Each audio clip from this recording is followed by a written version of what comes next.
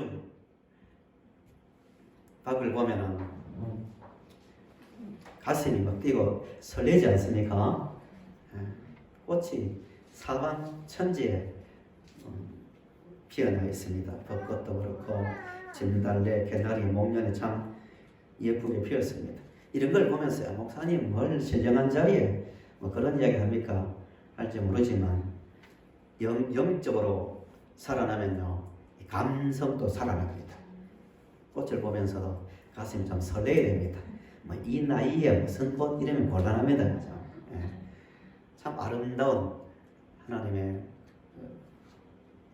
하나님의 능력 가운데 피어난 아름다움을 보고 참 감탄을 하지 않을 수 없는 요즘 계절입니다. 그런데요, 진짜 우리가 세상 살 때 감격하게 되고요, 가슴이 뛰고 설레야 될 이유가 있는데 그게 예수님의 십자가와 부활입니다. 예수님께서 사망의 권세를 이기시고 살아나신 이 사건은요, 정말 이 의미를 바르게 이해하면 춤을 추며 노래해야 될 사건입니다. 오늘 부활절을 맞이했어요. 예수님의 이 부활과 우리의 삶에 대해서 생각해 보려고 합니다. 예수님의 부활과 우리의 현재의 삶에 대해서 생각해 보려고 하는데, 먼저 첫 번째 생각할 말씀이 뭐냐면 예수님의 부활은 실제 일어난 역사적 사실입니다.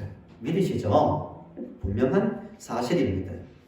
예수님께서 십자가에 달려 죽으신 다음에 사망의 권세를 이기시고 살아나신 그 증거는 너무너무 많아요.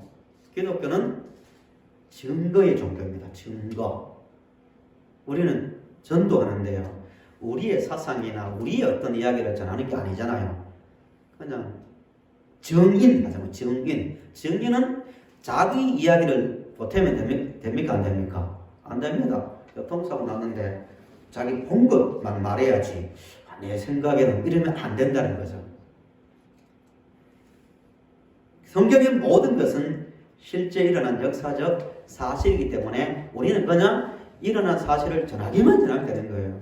예수님의 부활도 수많은 증거가 있는데요, 그 많은 증거 중에서 고린도전서 15장 3절 4절을 한번 앞에 보세요. 가장 중요한, 부활에 대한 가장 중요한 증거입니다. 우리 같이 크게 읽어보실까요? 시작. 내가 받은 것을 먼저 너희에게 전하였노니 이는 성경대로 그리스도께서 우리들을 위하여 죽으시고 장사 제물과 되셨다가 성경대로 사흘 만에 다시 살아나사. 네, 고린도전서 15장 3절 4절 말씀에서 가장 강조되는 말씀이 성경대로입니다. 성경대로. 고린도전서 15장이 별명이 부활에 대한 장이잖아요. 부활에 대한 많은 행사도 하고 많은 일을 하지만 가장 의미 있게 보내시려면요, 고린도전서 15장을 한 10번 정도 반복해서 쭉 읽으시면 정말 유익이 됩니다. 부활이 뭔가를 논리적으로 또 증거에 근거해서 상세하게 설명하거든요. 그 중에서 3절 4절에 예수님께서 왜 죽으시고 또 어떻게 살아나셨는가 명쾌하게 말합니다. 시작 부분에 성경대로. 이 말은 미리 하나님께서 여러 사람과 여러 모양으로 부활과 죽으심을 말씀하셨단 말입니다. 그대로, 그 이상도 아니고 그 이하도 아니고 그 말씀대로 이루셨다는 거예요. 먼저 말씀하신 대로. 두 번째는 예수님께서 자신이 살아계실 때 계속 반복해서 자신이 죽으시고 살아나실 것을 말씀하셨죠. 대표적인 것이 마태복음 16장 21절에 이렇게 기록되어 있습니다. 이때로부터 예수 그리스도께서 자기가 예루살렘에 올라가 장로들과 대상이죠. 장로들과 대제사장들과 서기관들에게 많은 고난을 받고 죽임을 당하고 구체적인 날짜 기간 제3일에 살아나야 할 것을 제자들에게 비로소 나타냈다고 분명히 말합니다. 예수님 자신이 계속해서 말씀하셨거든요. 내가 죽고 3일 만에 살아난다고 하셨어요. 그 다음에 고린도전서 15장에 이 증인들이 있습니다. 증인들 15장 읽으시면 쭉 보면 6가지 원칙이 있어요. 언제 어디서 누가 어떻게 왜 쭉 이렇게 6호 원칙에 따라서 예수님의 죽으신 것, 그 부활에 대해서 상세하게 말하고 있거든요. 너무너무 증거가 많습니다. 이 객관적 증거가 부족해서 믿지 못하는 게 아니란 말입니다. 부활에 대해서 믿음이 없기 때문에 믿지 못하는 거예요. 기독교는 증거의 종교입니다. 예수님의 부활은 사상이 아니에요. 기독교 어떤 체계 속에서 만들어낸 사상이 아닙니다.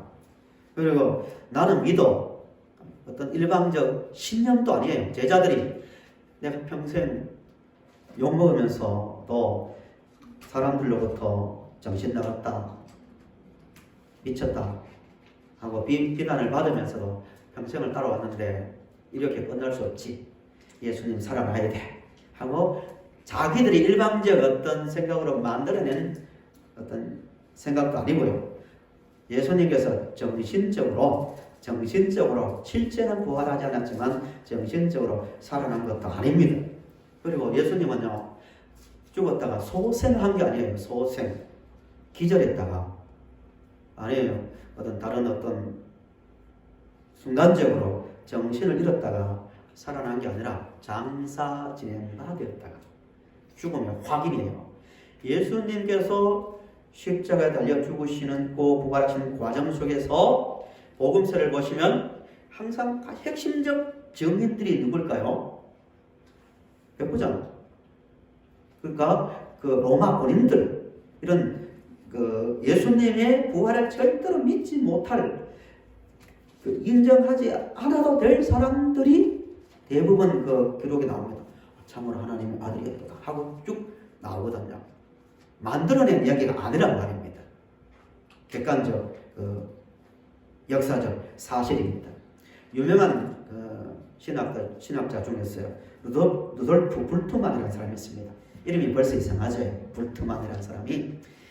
왜 이 사람을 굳이 듣냐면은 이 사상이 유럽을 휩쓸었고 미국에 들어왔고 우리나라에도 들어오기 시작하고 있기 때문에 소개하는데요. 이 사람이 유명한 말이 비신화화입니다. 비신화화. 뭐냐면 성경에 일어나는 소위 말하는 이성으로 이해되지 않는 것을, 이런 것을 다 배제하자. 진짜 성경을 찾자. 뭐 좋은 의도죠. 잘못되었지만 물론 의도는 좋았지. 그래서 핵심 주장이 뭐냐면 예수님은 실제로 부활한 게 아니다. 실제 부활한 건 아니다. 그러나 믿음으로 부활했대요. 참 알쏭달쏭하죠. 초신자들은. 실제로 부활한 건 아니지만 믿음으로 살아나셨다. 이렇게 주장합니다. 그러니까 믿음으로 받으면 자기에게 부활이 되는 거다. 유익하다. 이런 식이죠. 한마디로 부활을 믿지 않아요. 이성주의 영향을 받은 거죠. 그러나 예수님께서 실제로 살아나지 않으셨다면요, 우리가 믿는 건 아무것도 아니에요. 바울의 주장대로 헛것이란 말을 반복하거든요. 우리가 마음대로 사는 게 더 좋아요. 오히려 불쌍한 사람이에요.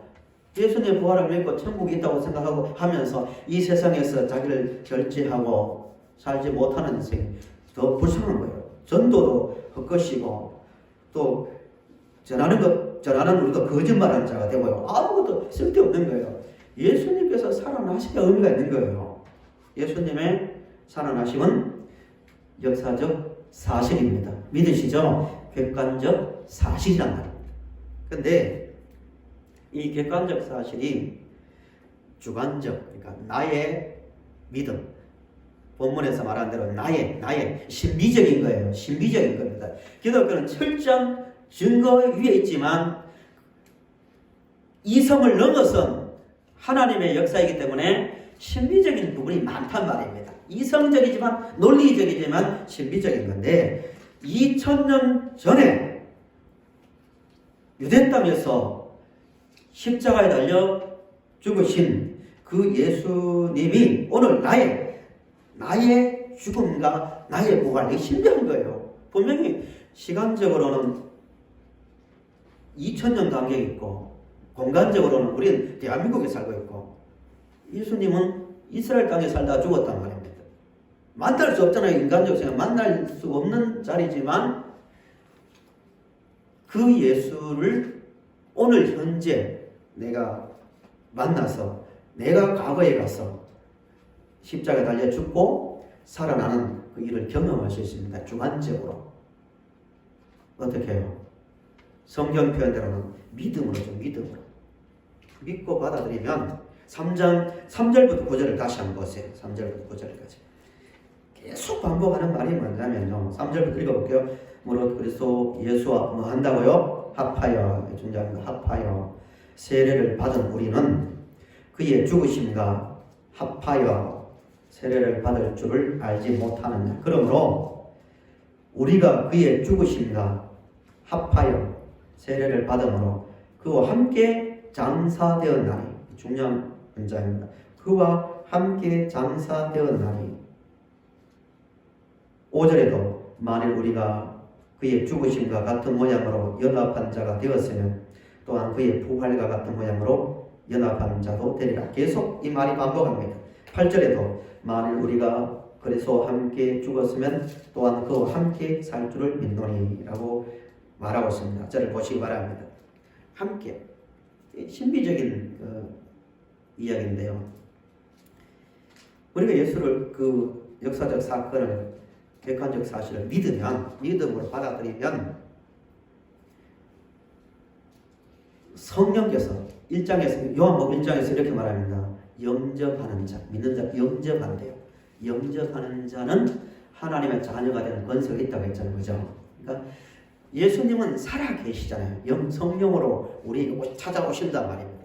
성령은 시간과 공간을 넘어서 계신 분이죠. 속도가 빨라서 왔다 갔다 한다는 뜻이 아니라 시간과 공간의 개념이 없는 분이에요.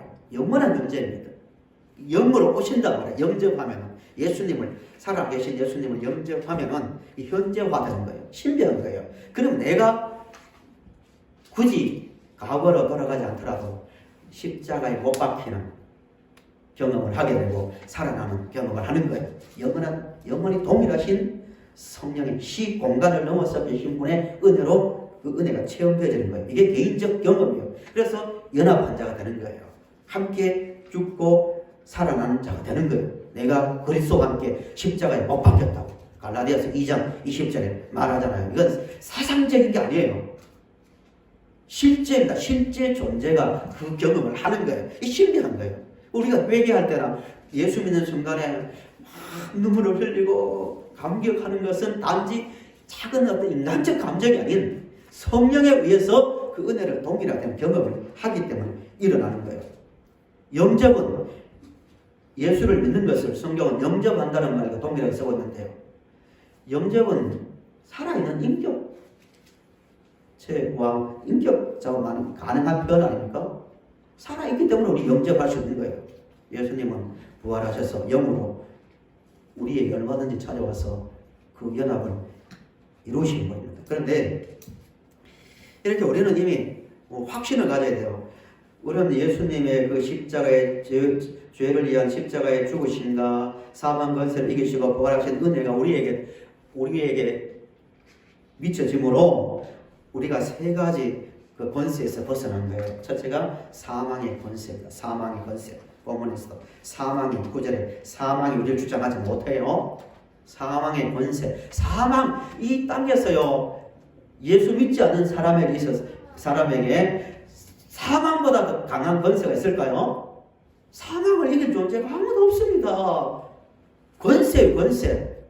운명이 아니고 이거는 외부에서 들어온 인간에게 침입해 들어온 권세예요. 성경표대로 이겼습니다. 믿으시죠? 그 다음에는 사탄의 권세, 사탄의 정죄에서 서열 정리가 분명히 되어야 됩니다. 이거는 믿음으로 의식화되어야 돼요. 세상을 살면서 영들의 세력이 있는데요. 우리는 하나님 자녀가 되기 때문에 죽으심과 부활로 예수님의 죽으심과 부활로 우리는 하나님의 자녀의 권세를 회복했기 때문에 하나님이 제일 높으시고 다음 우리예요. 레벨이 우리가 위에요. 불신자들은 아니잖아요. 우리 자신 있어야 돼요. 악한 영들에서 너무 지나치게 민감하게 막 두려워하거나 그럴 필요 없습니다. 사탄의 권세를 이겼어요. 우리가 도망 나온 게 아니고 사탄의 권세에서 도망 나온 게 아니라 위로 올라갔단 말입니다. 사탄이 우리 발 아래에 있는 거예요. 그 다음에는 죽음의 권세를 이겼습니다. 죄의 권세를 이겼습니다. 이전에는 죄를 짓지 않으면 살 수 없는 나약한 존재였지만 이제는 우리가 죄의 그 힘을 이겼습니다. 믿으시죠? 이 세 가지가 회복될 때에 세상 표현으로 자존감이 회복됩니다. 자존감. 세상에서도 요즘 자존감 회복이라는 말을 얼마나 많이 합니까? 당신은 귀한 존재입니다. 정말 귀한 존재입니다. 여러 가지 말을 가지고 하지만 정말 성경적 자존감 회복은 여기서 나오는 거예요.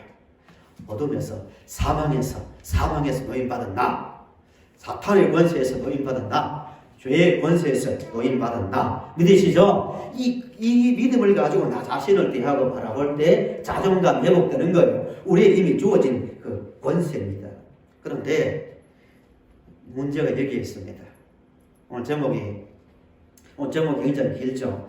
마귀가 주는 것을 거절하고 당당하게 걸어 나오라는 제목인데요. 우리는 이 세 가지 권세에서 벗어났는데 그러나 우리는 죄의 권력에서 풀려나서나 우리에 남아있는 게 한 가지가 있어요. 그게 뭘까요? 죄성입니다. 따라 하실까요? 우리는 죄의 권력에서 풀려나서나 죄성은 남아있다. 네, 매우 중요한 이야기예요. 우리는 분명히 죄에서 벗어났어요. 권력에서. 그런데 우리 마음속에는 아직 작동하는 게 뭐가 남아있냐면 육신이 살아있기 때문에 죄의 성령이 남아있습니다. 늘 조금만 방심하면 육신의 눈에 보이는 것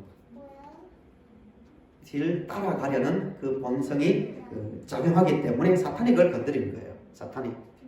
사탄이 계속 건드리는데 제가 사탄의 시험에 대해서 말할 때마다 늘 이런 말씀 표현을 했죠. 사탄의 시험은 굉장히 복잡지 않아요. 굉장히 매력적으로 보입니다. 왜 그럴까요? 내가 내 마음이 원하는 대로 하라 이거예요. 너무 쉽죠? 내 마음이 가는 대로 내 생각대로 판단해 이거예요. 이게 남아있다는 거예요. 계속 시험하는데 문제는 그 사탄의 말을 따라가면 본문에서는 순종하면 사탄의 지배에 들어가게 됩니다. 로마서에서는 육의 소욕을 따르는 자로 표현하는데요. 그 성향을 따라가면은 자유할 것 같지만 사탄의 노예가 됩니다. 12절을 보세요. 12절이 그러므로 이렇게 시작하죠. 설명하면 예수님께서 우리를 위해서 십자가 달려 죽으시고 부활하시고 우리가 함께 부활했다. 그러므로 이 말이죠. 그러므로 너희는 죄가 너희 죽을 몸을 지배하지 못하게 하여 몸의 사역에 순종하지 말라고 말합니다. 사탄의 그 유혹을 따라가면은 자유할 것 같지만 사탄의 종으로 다시 들어갈 수 있다는 거예요. 그런 생활은 늘 신앙생활을 해도 기쁨이 없고 또 소망이 없고 아무 힘도 없고 무의미한 자리로 이제 떨어진단 말입니다. 우리 성도들은 철저하게 우리 재성이 남아있지만 확신을 가지고 그 죄보다 더 강한 성령의 은혜를 힘입어서 사탄의 그 유혹을 물리칠 수 있기를 간절히 바랍니다. 요한 1서 2장 16절을 보시면요. 사탄이 우리를 건드리는 가장 중요한 그 무기가 있어요. 2장 16절을 우리 같이 화면을 보시면서 크게 읽어보실까요? 시작. 이는 세상에 있는 모든 것이 육신의 정욕과 안목의 정욕과 이생의 자랑이니 다 아버지께로부터 온 것이 아니요 세상으로부터 온 것이라. 예, 육신의 정욕, 안목의 정욕, 이생의 자랑 다 눈에 보이는 것. 우리가 이전에 예수 믿기 전에 좋아했던 거 아니에요? 이런 것을 계속 유혹합니다. 봐라. 아담과 하와를 유혹할 때도 똑같은 거죠. 봐라. 너 한번 봐보라고. 선악과를 보라고. 보지 말라고 하잖아요. 보라고. 얼마나 좋게 보이냐고. 그것만 소유하면은, 선악과만 소유하면 너희들은 정말 자유로워지고 하나님의 통제에서 벗어나서 행복하게 살 수 있다고. 행복하게 보이고 좋게 보이니까 추구한 거, 먹은 거 아니겠어요? 마찬가지입니다. 오늘도 항상 사탄이 말하는 것은 처음에는 항상 좋게 보이지 나쁘게 보이지 않아요. 논리적으로 봐도 그렇고 육신의 눈을 볼 때도 굉장히 매력적으로 보인다. 이렇게 살아가면, 인간적으로 생각하면 그게 굉장히 현실적이고 편리하고 나에게 많은 것을 주는 것처럼 보여요. 그러니까 넘어가기 쉬운 거예요. 그거 하라는 거예요. 이런 것은 절대 인간의 우리에게 자유를 줄 수 없는 거예요. 오히려 이런 것은 더욱더 우리를 더 허무하게 만들고 더 불안하게 만들고 갈증을 더 느끼게 만든단 말입니다. 그러므로 우리는요, 이 사탄이 말하는 이 자리를 벗어버리고 그 자리에서 당당하게 거부하고 빠져나와야 됩니다. 12절부터 14절을 한번 보세요. 다시 한번 보세요. 13절, 또한 너희 지체를 불의의 무기로 죄에게 내주지 말고 오직 너희 자신을 죽은 자 가운데서 다시 살아난 자같이 하나님께 드리며 너희 지체를 의의 무기로 하나님께 드리라. 14절 같이 시작. 주가 너희를 주장하지 못하리니 이는 너희가 고발에 지지 아니하고 은혜 아래 예, 아멘. 사탄의 말을 따라가면은 일정한 부분의 자유와 인생의 보람도 있습니다. 20절에서 이렇게 말합니다. 우리 20절 가지고 있는 성경 20절 한번 보실까요? 한 번만 더 읽겠습니다. 20절요. 같이 시작. 너희가 죄의 종이 되었을 때는 의에 대하여 자유로웠느니 예, 이게 무슨 말이냐면요, 여기 욕망을 따라가면은 보면 주어지는 것도 있습니다. 그죠? 그 나름대로 거기에서도 행복도 있고 보람도 있고 뭔가 주어진 게 있으니까 따라가는 거 아니겠어요?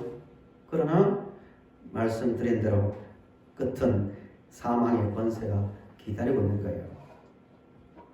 사탄의 지배 아래 들어간단 말입니다. 마약의 절대 취해보진 않았지만 그 들어보면 마약에 왜 취하는가? 마약에 주는 뭔가 매력과 자유가 있으니까 먹는 게 아니겠어요? 먹는데 막 쓰고 막 힘들고 먹는데 불편하면은 먹으려 해도 안 먹겠죠. 마약은 먹는 거예요, 맞는 거예요. 모르지만 하여튼 20절이 그 설명이에요. 그 생활도 나름대로의 패턴 속에서 나름대로의 뭔가 있으니까 가는 거예요. 그러나 마약이 효력이 떨어지면 더 강한 강도 높은 것을 찾고 받아야 사는 것처럼, 그게 마약을 통해 자유가 아니라 마약의 노예가 되는 거 아니에요.